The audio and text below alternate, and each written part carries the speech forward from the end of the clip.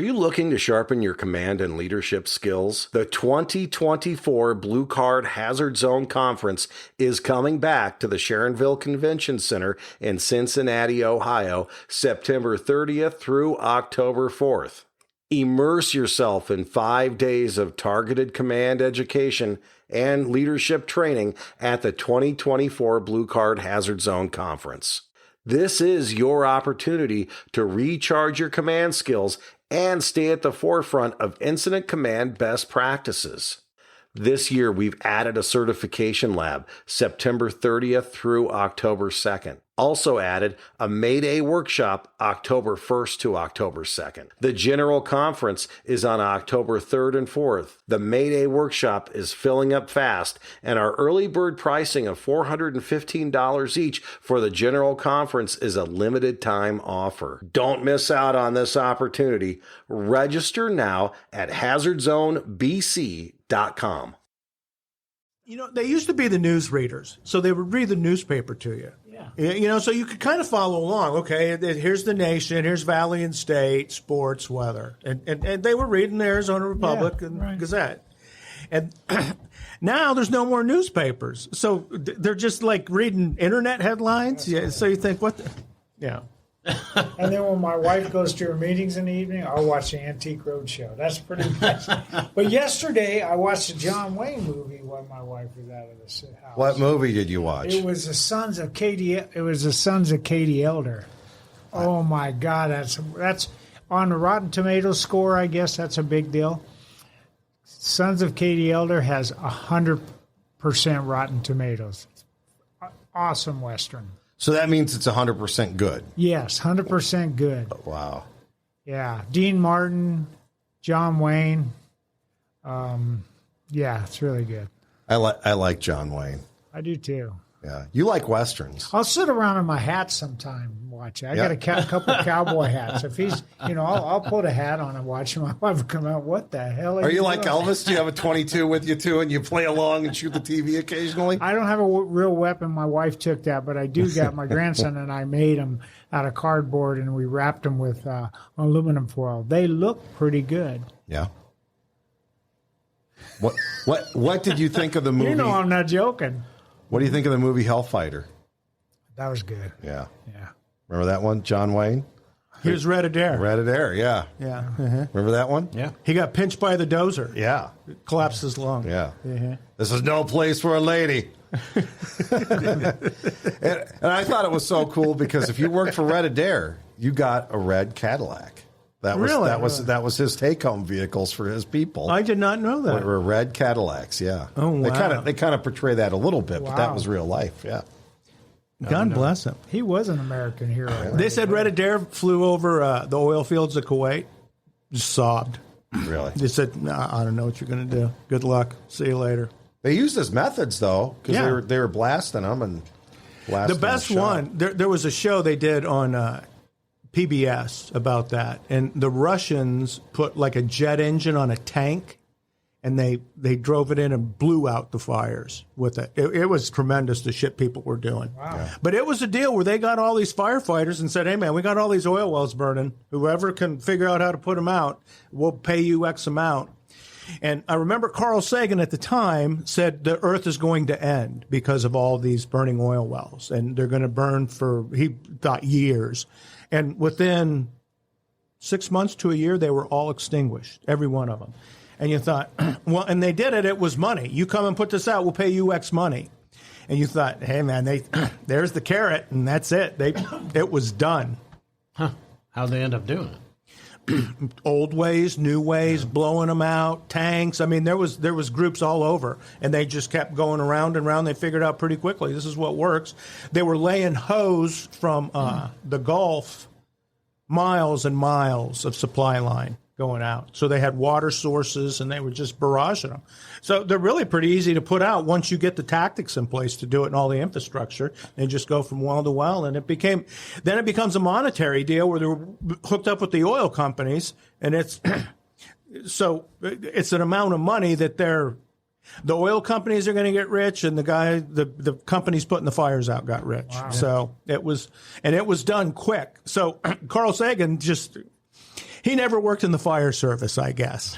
It would take millions and millions of gallons. Wasn't he the millions and millions guy? Exactly. He made the record that they put on the Voyager out in space. Okay, okay. The ridiculous thing they had at FDIC this year was a 12-inch water main on a truck. And it was 1 mile of 12-inch hose that was loaded in this giant truck. So if a water system went down, you would lay that over the road. And New York City bought one. Like while we were at FDIC, New York made a deal and bought one of these things. So, it's so funny. You see this stuff there. It's like, we were doing somebody's going to buy that? We were doing business in the Gulf, Houston, the channel industries. And they had those setups, 12-inch hose, and it all was like soft and would stick together. The couplings weren't hard, and it was the pressure that kept the hose from coming apart. And it was very low pressures they were moving, because 12 inches, I mean, probably 10, 20 PSI, they're pushing tens of thousands of gallons of water. I'd use it to fill my swimming pool. In like 5 minutes. But they had it on a flatbed, and they could lay hose, and kind of talking about the Gulf thing. Shit, man, that's probably 30 years ago.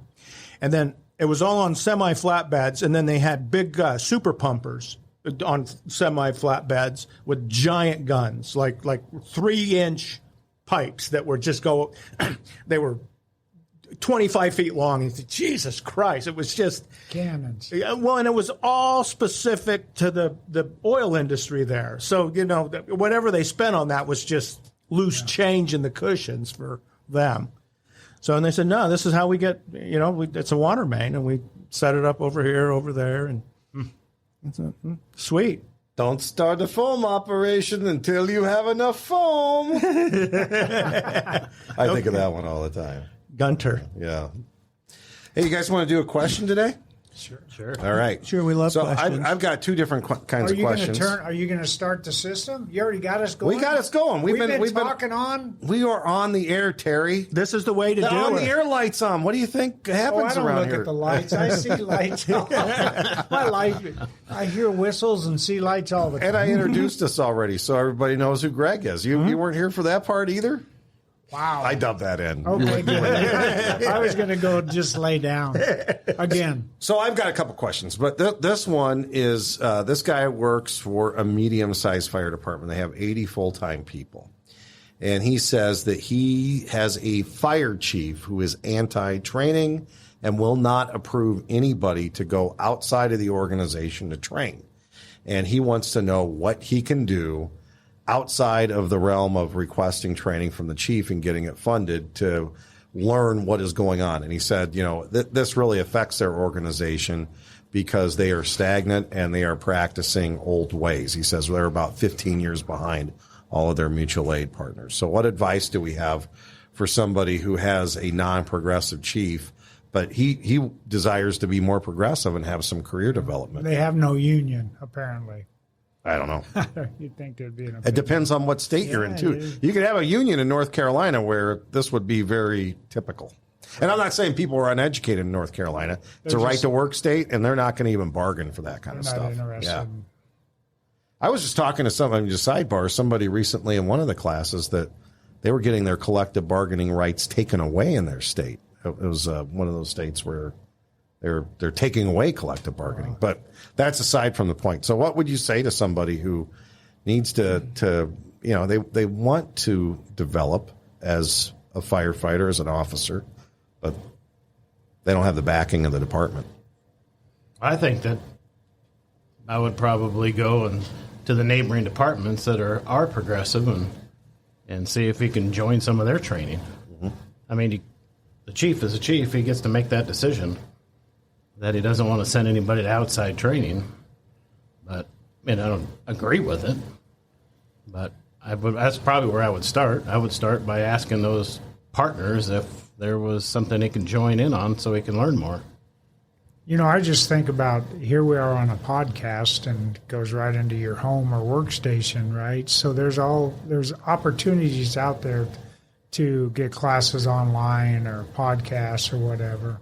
There's a lot of free information out there.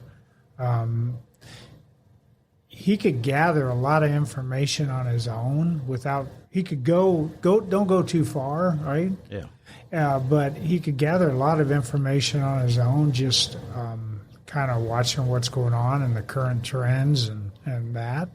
I know it's a pain in the butt if you're doing that by yourself and nobody else is doing that with you. That's, it sounds kind of dangerous in the long run if you're the only one that's learning the new techniques or the new methodology. So you just wonder why the fire chief would think like that. And you're right, the fire chief could pretty much do what they want. But we also had a podcast the other day about, and this isn't the answer either, but this is an answer, is that, if you don't like your department, go to another one. Mm-hmm. If it gets to the point where it's unsafe, we got young firefighters now that are they're loyal to the career but not loyal to the department.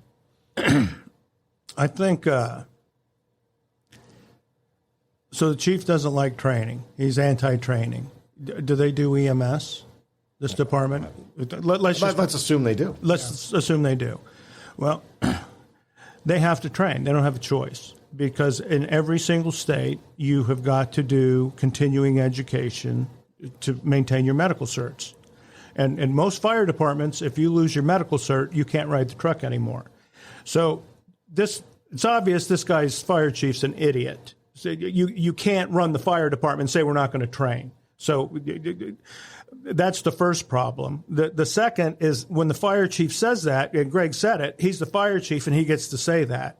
So that's what's going to happen.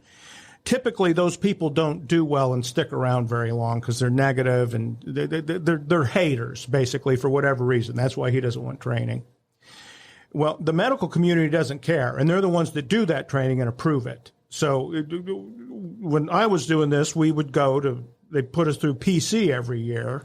Phoenix College. Yeah, the community college every 3 years, and that's where we did our at least EMT CE, and you're not an EMT anymore, it's mostly paramedics, and that's even more advanced than what we were doing. So if they do hazmat, same thing. You have to maintain your training and certification to be a hazmat response team. Technical rescue, same thing. You have to maintain training to do that work. Well, structural firefighting is the one service that the fire service does that there's no anything, regulated training. In fact, Greg and I were talking about this the other day. OSHA is getting into that. 1910 is changing. They're not coming out when something happens. They'll come out ahead of that now. And basically what they're doing is adopting all the NFPA standards behind it. So now, let's say this is going to go to completion. OSHA ends up with this. If you're in an OSHA state and they come, the example you used was show us your incident command training records. Exactly. Show us your engine company operations training records. Yeah. Well, this fire chief, I don't believe in that. Oh, you don't, chief? Here's your citation. It's going to cost you hundreds of thousands of dollars now to be stupid. Well, the way that gets fixed is that goes to the chief's boss, and then the chief is looking for another job somewhere later on because they say, this is not the way you run. Imagine if the airline said, we don't believe in training the pilots and keeping them up. Yeah. You couldn't do it. You couldn't do it. So I don't know where they get these fire chiefs who think that they're going to keep this from happening, that I have 5 bugles. Well, those are going to hurt when somebody takes those bugles and puts them where they belong, with that person at least.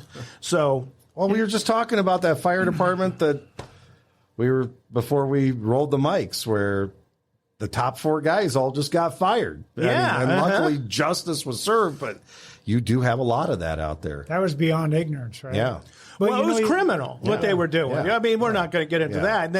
But I'm going to say that department probably didn't train very much. No, they didn't. It was obvious. And they were against it. Well, then that's the same place where they had the Mayday, and they wrote the guy up for it, basically, because we just don't do that around here. It's, okay, that sounds good. It's interesting because, 60, 70 years ago, Bruno left the Phoenix Fire Department for a short period of time, and he was authorized to leave with a leave of absence. But he went to go take classes at Oklahoma State University. To get a bachelor's degree in fire protection engineering. He went, and because his fire chief was one of those that's like, no, we don't want to learn anything. We don't, no. college boy. Well, no, the chief at the time let him go. That's why I said he let that him was go. Dean. Uh-huh. Oh, okay. I thought Holzner No, was he wasn't the fire chief then. Oh, okay. So Holzner always hated him because he went to school. And Oh, came hey, back. college boy. He came back. And in fact, not a lot of people know this, but Holzner became the fire chief. Alan Brunancini competed for the same job, and the city manager told him, no, you're too young. You don't even have 20 years on yet. Right. And the other guy's got 30. So what we're going to do is make the old guy the fire chief, and you're going to run the fire department, and he's going to get through, and then you're going to be the next fire chief.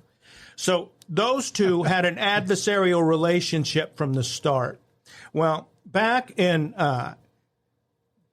72, 73 is when this happened. Okay. Well, there were different personnel rules then, and a lot of them had to do with physical violence in the fire service. And so if you had a disagreement, a strategic disagreement, and that's kind of what happened. And so at one point, Chief Holzner told his secretary, never let him anywhere near my office again. I'm afraid when he comes in the building. Because they had got to know each other very intimately that way. And yeah, Physically for a moment or two. yeah, and that became the thing. And it's like, no, this is the way it's going to be. And It's so the Wild Wild West. well, and it was, and it kind of, you see, it's hard to do it from the middle. Well, he was close enough to the top where it's like, you're going to stay in your room, and this is what the rest of us are going to do. So, which is what needs to happen with your friend. Is somebody needs to take the dinosaur fire chief out and put somebody enlightened in that understands how service works. Is there a way to challenge the status quo in a situation like that without career suicide?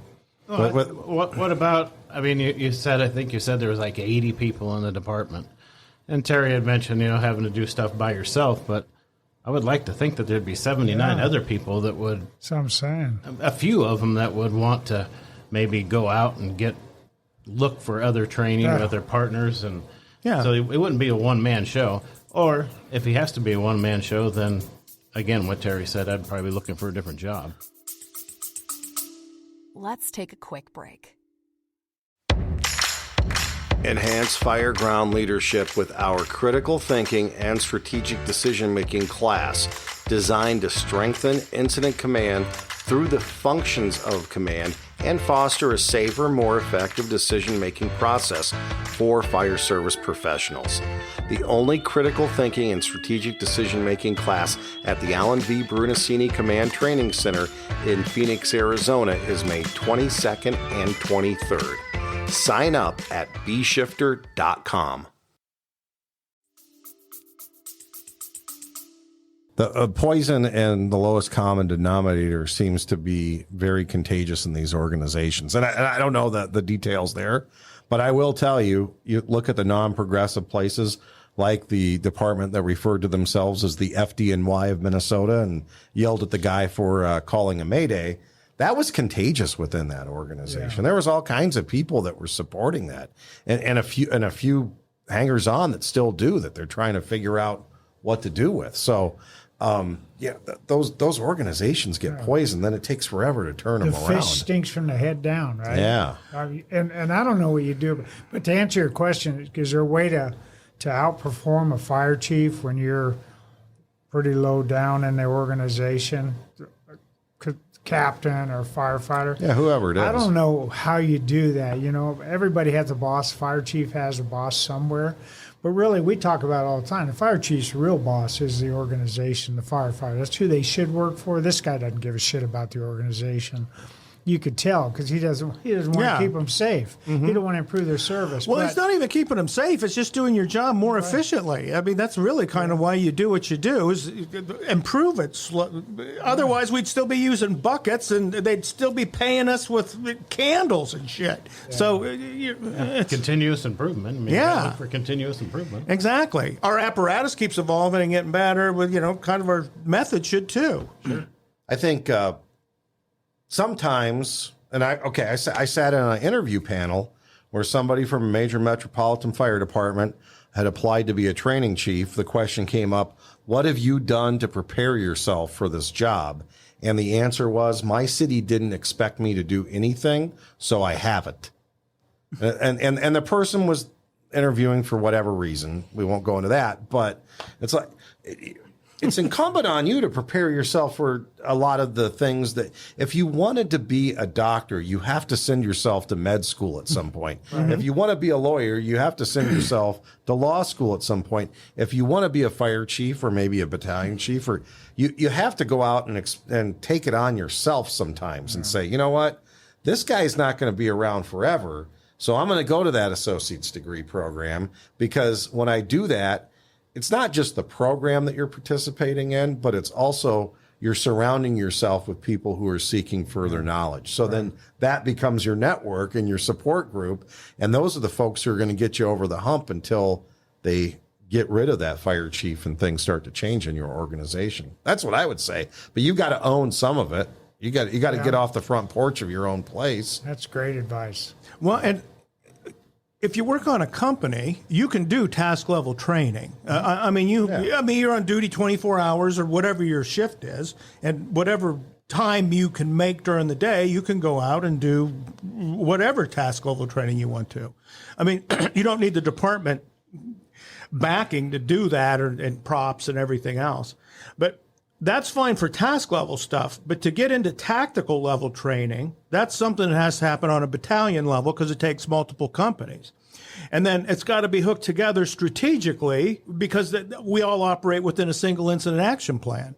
So you would think that in that food chain, but you look at like the training curriculum that's built around NFPA standards, like Fire Officer 1, Fire Officer 2, 3, 4, 5, 6. None of that it applies to actual work that we do, the service we deliver, let's say. It's all the peripheral stuff to get us there seems to be what they're focused on, which I think you're putting the cart before the horse. As you look at the work you're going to do and say, okay, how do we support the training that goes in to delivering this? And then like the back end, the deployment system with logistics and everything else, and supporting the workforce that actually delivers the service. So I think a lot of those, especially like this management model that the question comes from, is that fire chief is more concerned with running the paramilitary part of it and just the good order of maintaining the fire department is what they call it. But it doesn't, it's obedience and behavior and following the rules that individual sets. So I'm the king and you have to do my bidding now. And you're like, well, what is that even? Just to obey me, basically, is all they're looking for. Bruno said, don't confuse obedience with competence. Yeah, exactly. Right. Well, what was the timeless tactical truth yesterday that we talked about? Getting gratitude for allowing incompetence. Yes. Well, that's what this guy's expecting. Is no, you follow the rules. It doesn't matter if you can lay hose or advance attack lines. You think, well, that's it does if the building's on fire. I mean, that's kind of what they're paying us for. All right. So I've got another question. Okay. I think we helped that guy as much as he could. Good luck to that guy. Because I think at the end of the day, you're going to have to keep pushing wherever you can push. Impact your circle of influence, like Nick says, and eventually, if you can't, you got to get a plan B and maybe go someplace else, or at least look at the longevity. Bruno used to say the last thing on that. He goes, if you don't like the way things are right now, wait a minute. Yeah. So wait a minute, because that boss will probably hopefully be gone. But him. in the meantime, don't just sit on the couch. Like you said, go out and try to get your own information in the podcasts or neighboring departments, or read a book. Read NIOSH reports. Whatever you can do to help you get better at what you're doing. Well, Vance, we're in the training business. We have been for a while now. And it's kind of common to see this. It's like departments will come in, they'll do it for a while, they'll improve, things are going well.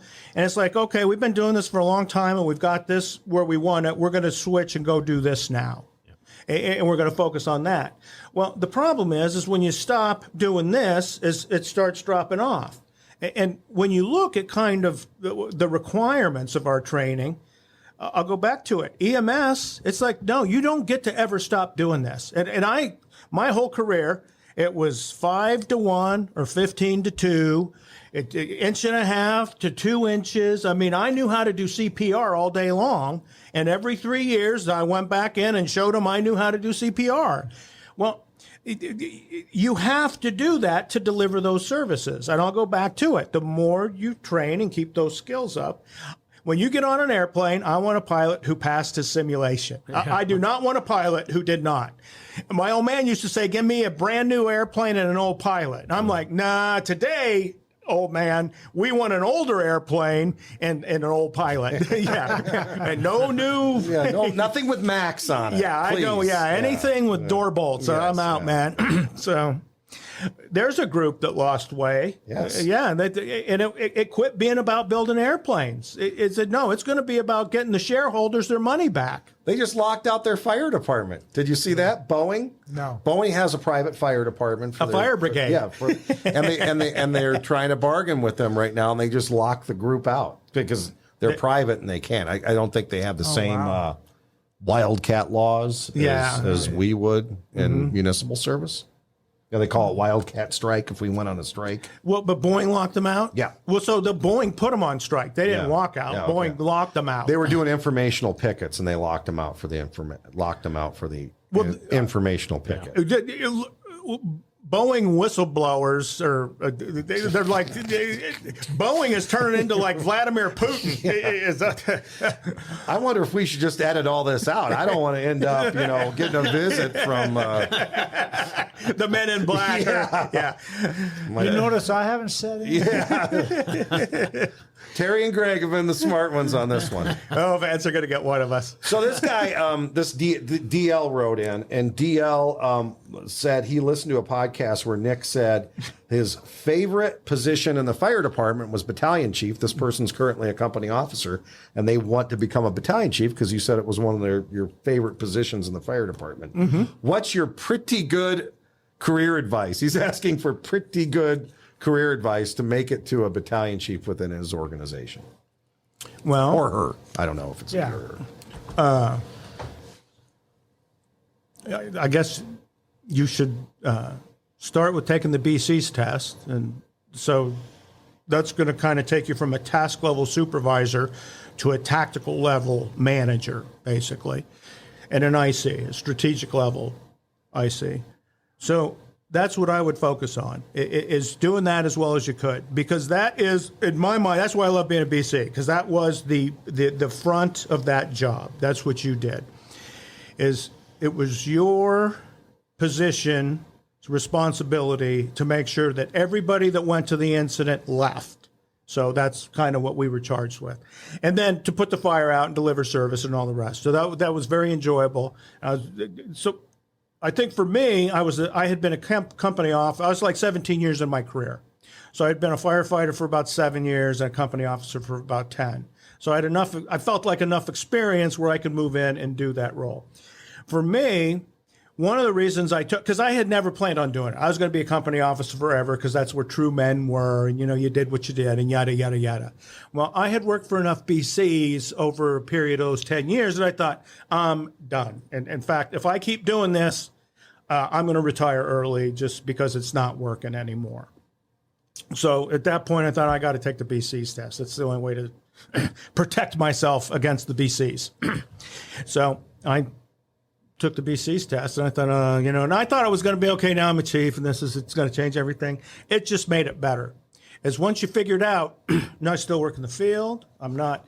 It was kind of what you made it, because some guys and girls, when they got promoted, it was all about the white shirt and the shiny badge, and I'm the chief now, and my name is Chief Brunancini. And I said, well, no, my name's Nick, and you're Jimmy, and you put all that, and no, we're not doing that here. And so I wore T-shirts and brush pants, and I was a battalion chief in charge of a battalion. Captains were captains in charge of fire stations, and firefighters were in charge of delivering service. And that's kind of the way I saw it. We're all part of the same food chain.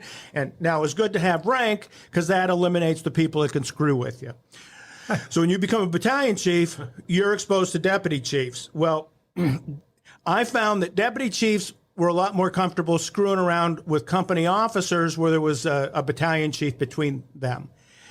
When they were directly exposed to the battalion chiefs, it was too raw. They wouldn't, and then it became a whole different thing. And you were kind of on the same team then.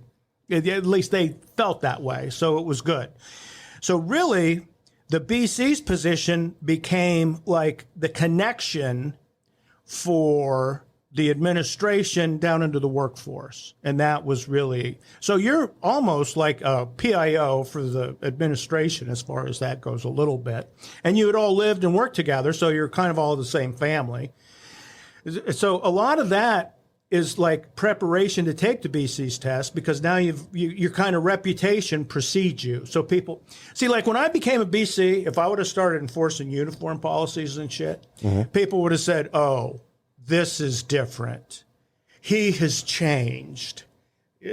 So I didn't do that. I mean, I didn't need to. I just So, and that's my pretty good advice, I guess. And maybe you guys will decide if it's pretty good or not.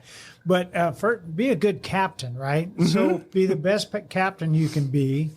And that starts with being the best firefighter. And then start developing your personality that looks like it fits in with the rest of the organization, being nice to people and being trustworthy and all that kind of stuff that we talk about, which I absolutely believe in. When you do that at the lower ranks, and then you do that as a first-line supervisor, then when you decide you want to move into the managerial, the tactical rank, you already kind of have your personality set. And some of these guys, they decide, I've seen it over the years, it's like they're this way, and now it's like, oh, I want to be a supervisor, so now I got to act this way. Well, you shouldn't have to act anyway. You should carry that, because you were always yourself, regardless. And I think that's the thing, is be a good fire captain, learn that job.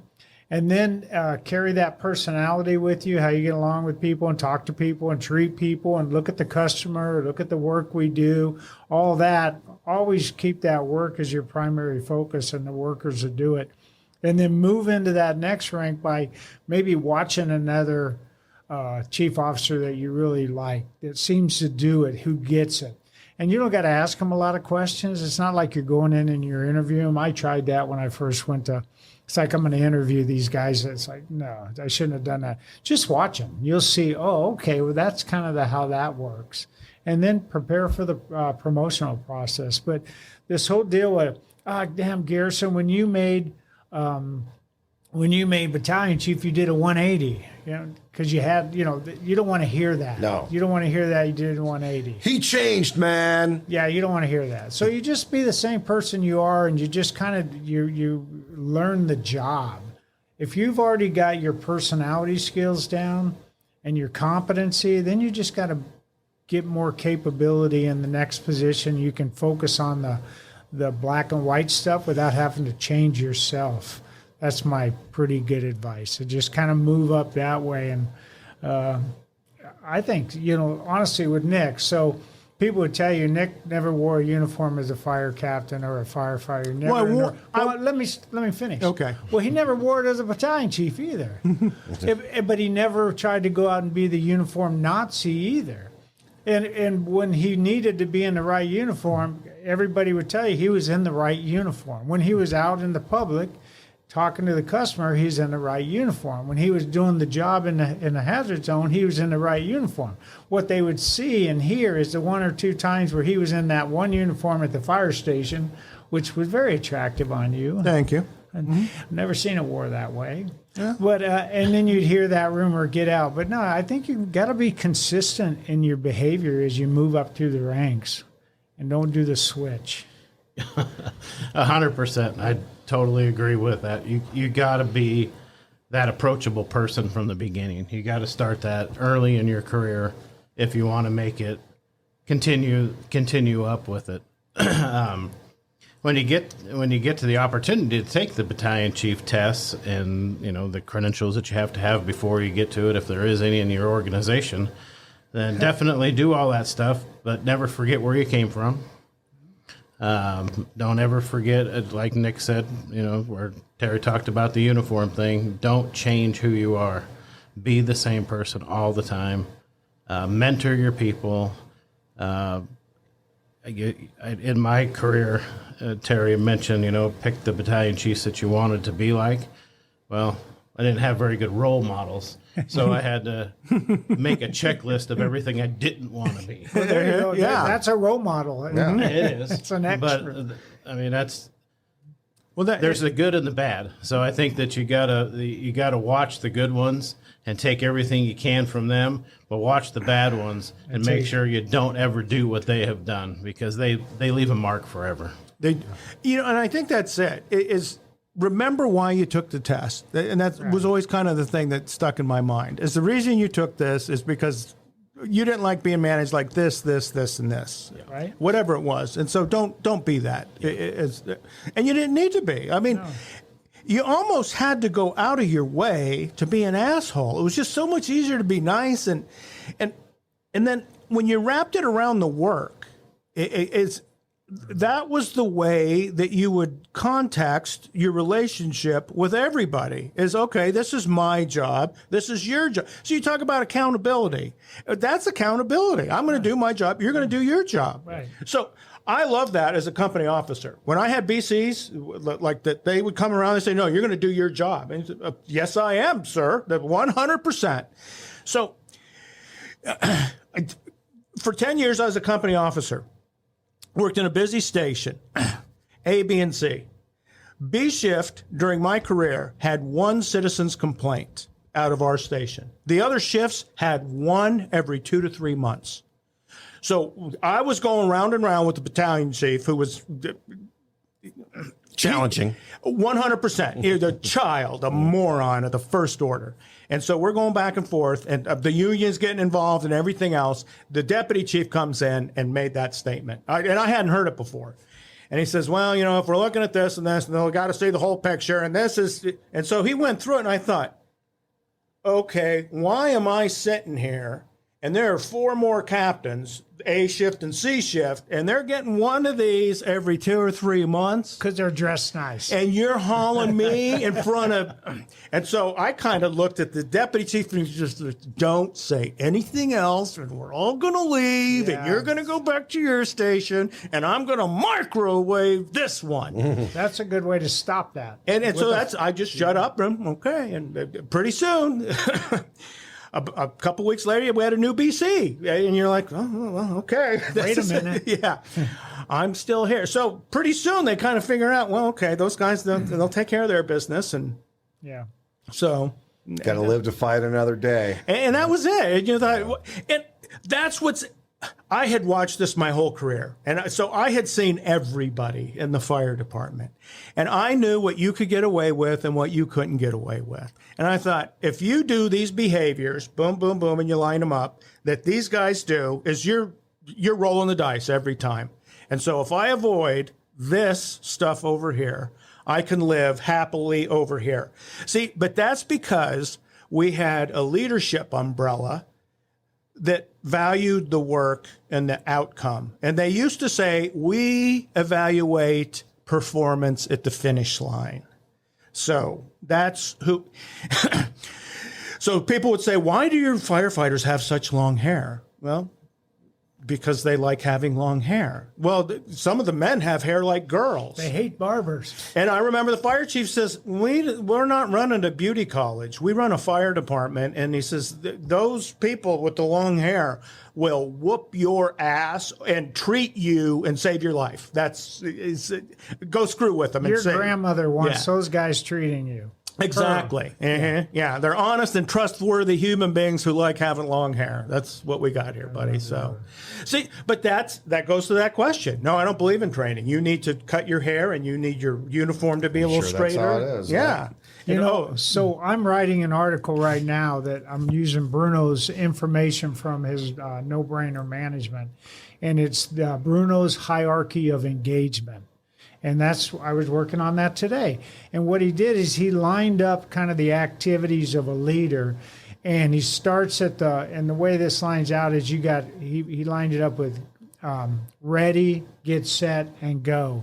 And the ready is uniforms, appearance, and those kind of things. And then then the next part is get ready is maintenance, training, inspections, that kind of stuff. And then it gets down into the actual doing the work, the safety, the treatment, the customer. And you line up those. And what he says in his book is that leaders will kind of hang around the area where they feel most comfortable. And that's kind of the Peter principle piece of that. And leaders that aren't very effective and don't want to spend a lot of time down here in the strategic decision-making hazard zone area will spend a lot of time up here in appearance. And these are the guys that'll tell you got the wrong color socks on, but they're not going to have a discussion with you about risk management or hazard zone operations because they don't feel comfortable there. They spend a lot of time up here. That's that fire chief. That fire chief in the first question doesn't want you to learn because he doesn't freaking know. Yeah. And he doesn't want to have discussions with people about things that he or she doesn't know about.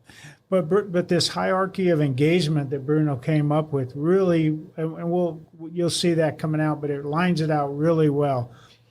Knucklehead leaders spend a lot of time worrying about appearance and uniforms, and then kind of when they gain more competence, then they're really into inspections and using white gloves and crap like that. But the best leaders, the most effective ones, will actually lower down and talk about hazards on operations, safety.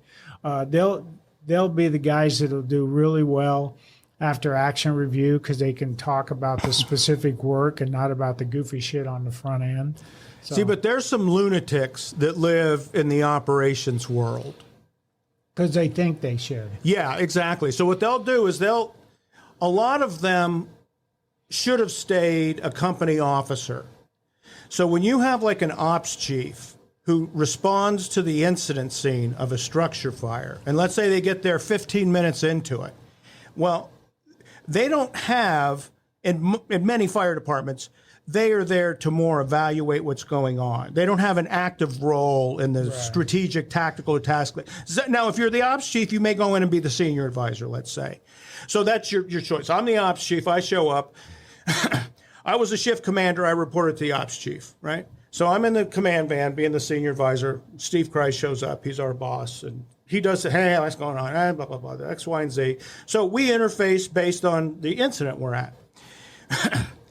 There's other examples where the ops chief shows up, puts on a helmet and a ladder belt, an axe belt, rather, and then they walk around the incident scene like there's some kind of senior roof shepherd who's there to, I don't know, whatever they're doing, they're filling their own cup up because that's what they don't have a role. They're just kind of the traditional statue with the white helmet in the front yard. Okay, there's our statue of our strategic statue. We can all feel better about ourselves. You think, okay, that's great. So sometimes it was easier dealing with the administrative chief because they, like the district commanders would come in the command van. All they would ever want is a par because that was a checkbox. And okay, I got a par. I'm fine. I can go back to sleep. You're like, no, it's not par time, buddy. We still haven't gotten fire control. And you're like, I want a par. I order you. And finally, Garrison hit me one day and said, just shut up and tell him he's got a par. And I'm like, no, I'm going to choke him to death because this is my command post. So we can all have our own. Yeah, I'm not always right either, Vance. You know, sometimes I'm an idiot. And that's good that you have like a senior mentor come in that tells you, no, you're going to do this. And then we're going to, okay, yeah, yes, sir. So anyway, that kind of becomes a thing. Say that? So they can leave. Yeah, exactly. Well, I'll take it all the way to the end. Out of the Southwest Supermarket thing, we figured one of the things we needed to change was organizational, is we needed tactical, strategic bosses all the time. District commanders were administrative bosses. So put the shift commanders back in, right? So that's what they did. So we transitioned over about a year and a half, 2 years from a district commander, staff deputy running operations to 24-hour shift commanders running operations. Well, at one point, you got to get rid of the district commanders. They had to go away at some point. They said, we're not going to do some hybrid double model. It doesn't work. Shift commanders run the whole thing and works better. District commanders, you're going to go off and be something else. So when they're doing that, Christ calls. He says, ops chief. He says, hey, you caught the car, buddy. District commanders are gone. No more district commanders. It's like,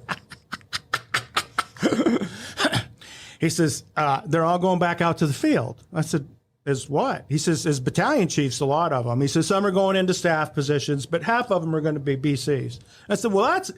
So I turned union president. I said, you can't demote them. He says, oh, they're not demoting them. He says, they're still going to be deputies. They're getting deputy pay, but they're going to be BCs. I said, well, you should have run that by some of us first. I said, well, why? I said, because I don't want to be a shift commander. I want to go back to being a BC. That's where I belong. With shift commander pay. Yeah. Oh, exactly. Yeah.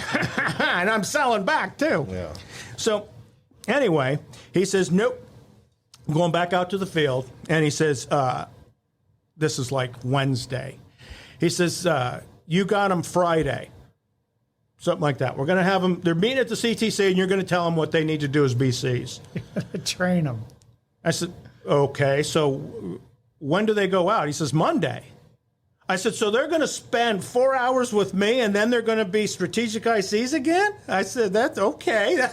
I'm thinking that's not the way this works, but all right, what do I know?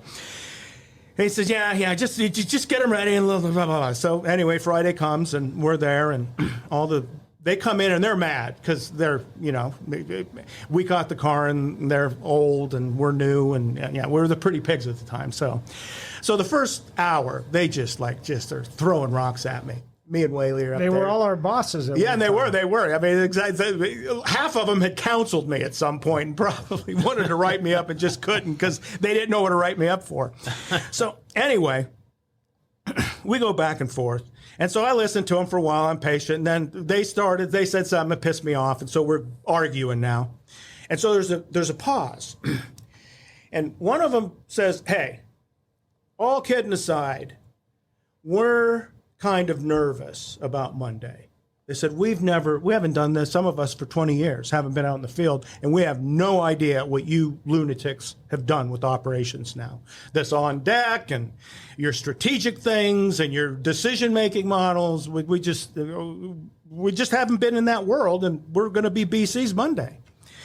And I'm thinking, I don't know what to tell you guys. There's not a 4-hour class that's going to make you a second alarm BC. No. It just doesn't. And so you're just shaking your head. And you're like, well, they know the basic routine. They just haven't been doing. And so Whaley's sitting in the back just getting ready to say something nasty.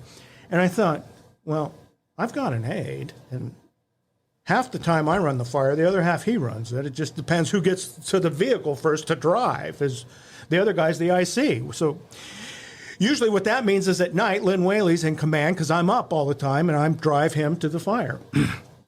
I'm thinking, you're all going to be BCs, and you all have a safety officer aide. So I thought, oh, class is over. Man, 2 hours and you're ready to go. And they're like, what are you talking about? I said, you all have an aide? Yeah, And they all named their aide. He's a great guy, like him, blah, blah, blah, blah. I already talked to him. I said, well, no, you're the aide. And maybe it was Tom Stanley. He says, I'm driving. And I mean, he like Shazam. And it was like he had an epiphany. He said like not a whole paragraph, and he got up and left. It's like, I don't need anything else from that idiot. And they're like, this is brilliant.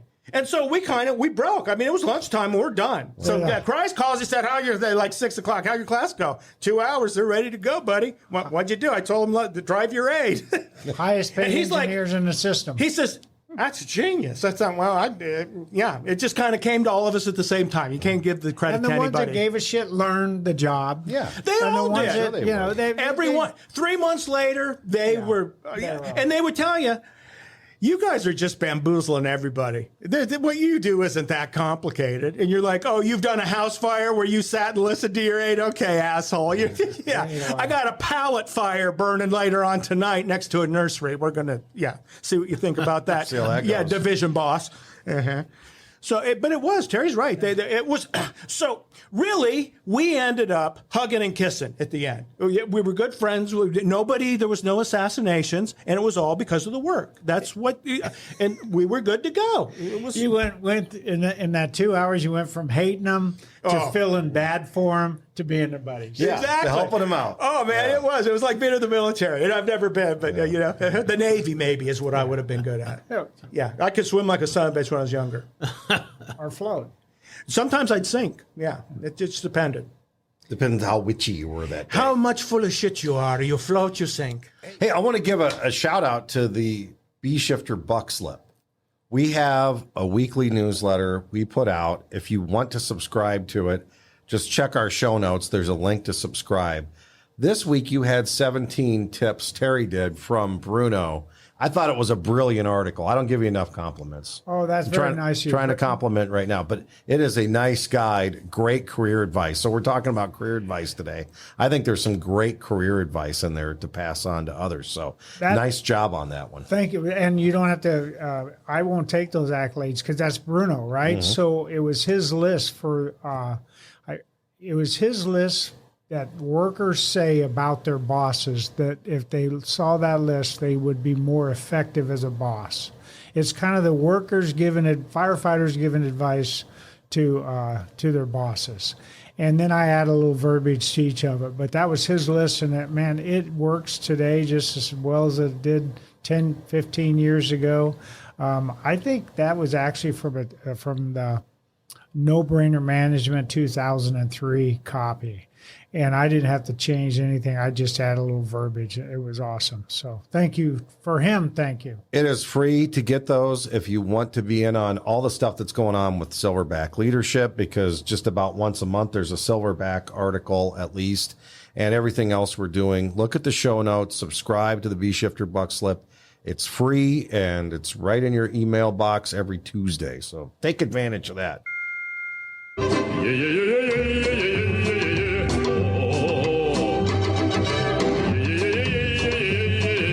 Timeless tactical truth from Alan Brunancini. Don't ever confuse a hazard zone for an amusement park. I love it. And vice versa, as we say. How does that play out when people mistake the hazard zone for an amusement park? What is an example of that for folks who don't know? Well, the first thing I think of is in an amusement park, they have all the rides. But if you look at it real closely, there's little fences around the unsafe areas of the ride, and there's specific areas where you should enter, and then you should act accordingly when you're on that ride or in that area, and then you should exit where the exit sign is. And anytime you start wandering around where you shouldn't be, you've seen those guys that get hit with the bucket or something crazy like that happens to them. So for me, that's the first thing I thought of, just the logistics of a hazard scene, how we enter it, using our model of staging and all that, but really physically how we enter it too. Now with all the what we know about the leeward side and the windward side and some of those, so just physically how you enter into the hazard zone, how you exit. That's the first thing that hit me on there, and I'm sure these guys will have some more to say about that. Yeah, the first thing that came to my mind was, the amusement park being like a clown show, and when we're at a hazard zone, we have to take that very serious. It's not all fun and games. We got to do the work and make sure it gets done right, so everybody stays safe. That's the first thing that came to my mind. It's exciting. It's exciting work. There's a sense of adventure to it. It's almost, I equate it to like jumping out of an airplane or scuba diving, except you're inside a burning building.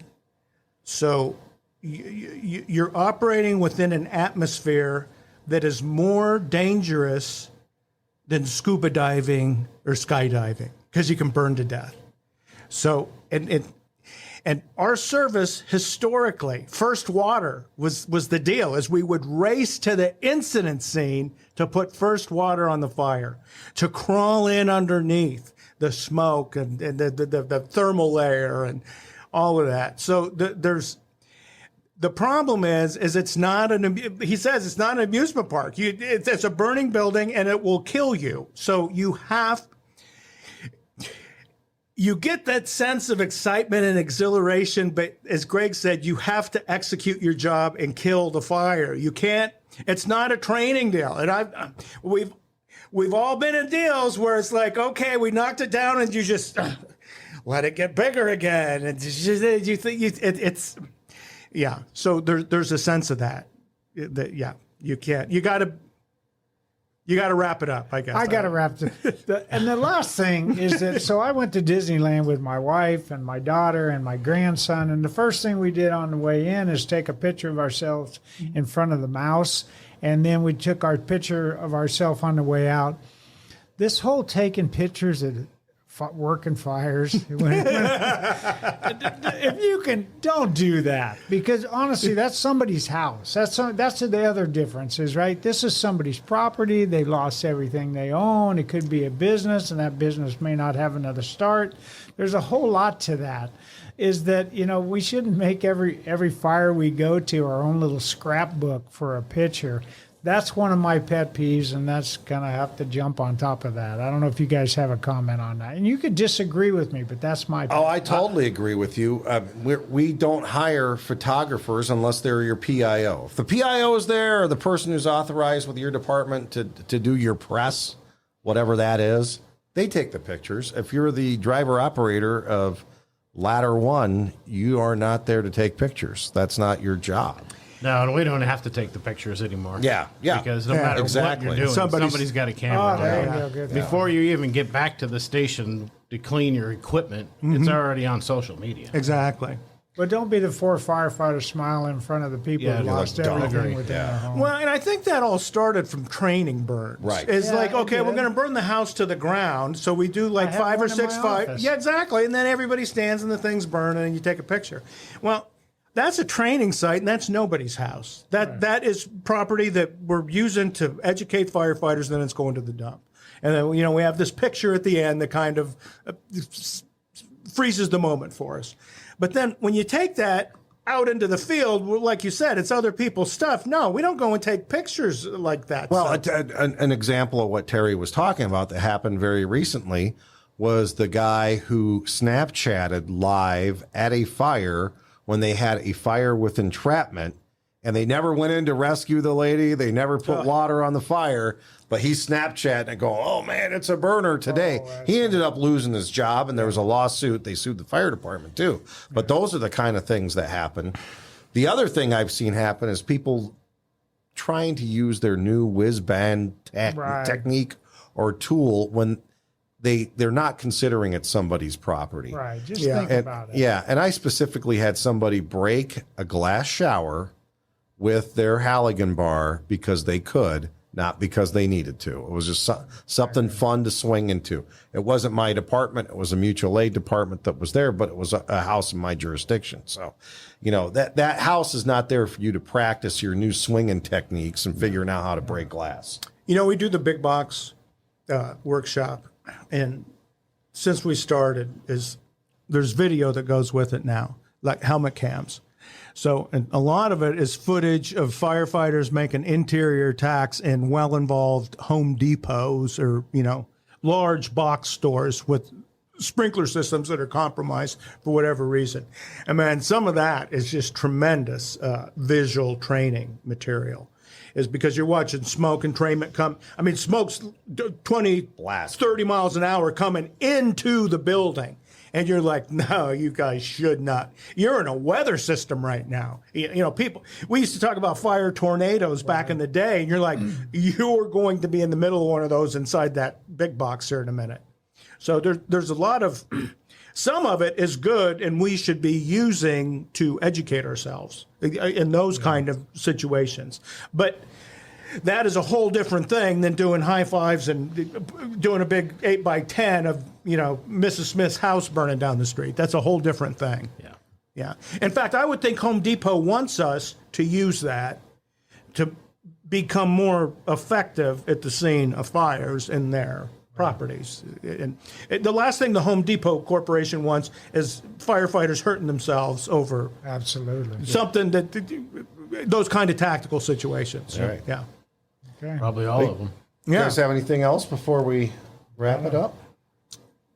Thank you. Good job. Thank you. Greg, thanks for hanging out today. Greg. Excellent. Yeah, it's all good fun, man. Tonight's hanging in the house. I like your hair color. Yeah.